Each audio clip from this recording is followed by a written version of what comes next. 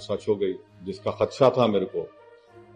तो अब ये उनको सोचना है कि क्यों वो लोग बीजेपी को नहीं रोक पा रहे।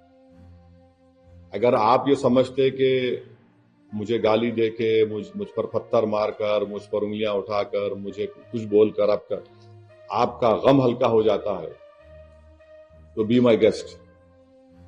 मगर अगर आप वाकई में कुछ कोर्स करेक्शन करना चाह रहे हो, अब जैसा मैं सुना अखिलेश यादव का स्टेटमेंट आया, उन्होंने बोले एसआईआर की वजह से। कब तक आप एसआईआर ईवीएम के ऊपर बकवास बात करेंगे? छोड़िए इसको, आप देखिए आपकी कमजोरी कहां है। अगर आप इस तरह से सोचते रहेंगे कि हम ये हैं और हमको जनता वोट डालेंगे, ऐसा नहीं होने वाला है।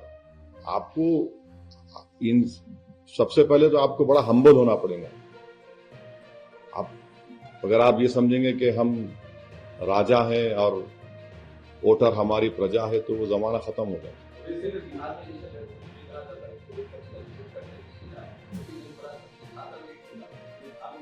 एक बात सुनिए, अगर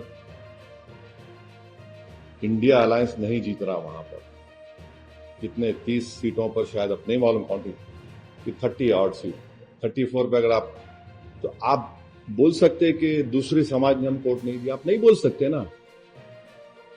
क्या आप बोल सकते इस कास्ट ने हम वोट नहीं दिया? आप नहीं बोलते।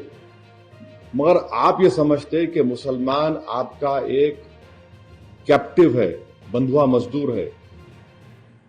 कब तक आखिर ऐसा आप बोलते रहेंगे? और हम तो मुस्लिम समाज से अपील कर रहे हैं कि आप वोट डालने वाले मत बनिए, सिटीजन बनिए। वोटर मत बनिए, सिटीजन बनेंगे तो सिटीजन राइट्स आपको मिलेंगे। अगर आप वोट डालने वाले बनेंगे तो फिर इलेक्शन के बाद आपको सिर्फ ना सिर्फ भुलाया जाएगा, बल्कि आप पर जो आफतें आती हैं उस पर उफ भी नहीं बोलते।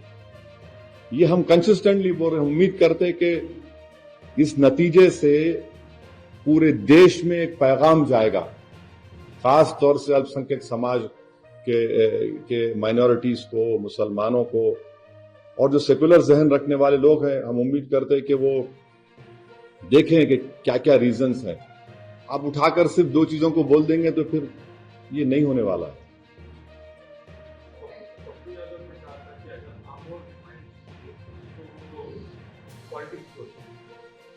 अब नहीं मालूम उनको कौन कौन छोड़ के, बहुत से लोग छोड़ के चले गए उनको।